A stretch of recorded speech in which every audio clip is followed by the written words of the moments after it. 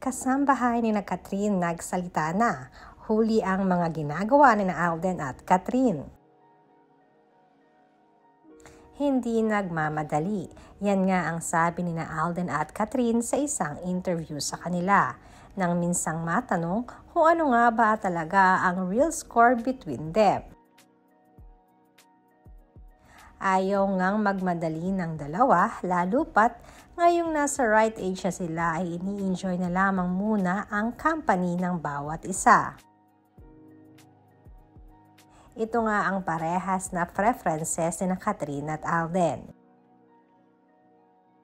Ayon pa kay Alden, sa kanila lang muna ni Catherine ang kung ano mang meron sila ngayon privately. Samantalang ayon naman sa nakalap ng aming source, isang kasambahay ni Catherine ang talaga namang kinikilig sa kanilang mga nasasaksihan sa bagong mansyon ng dalaga.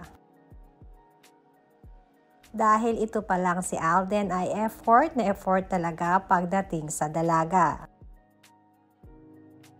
Madalas ngang nakikita ng mga kasambahay ni Catherine ang pambansang Bay na dumadalaw kay Catherine at nagpapadala ng kung ano-anong food para kay Kath. Kahit nga walang okasyon ay andoon si Alden at nagpapadala ng mga food or flowers.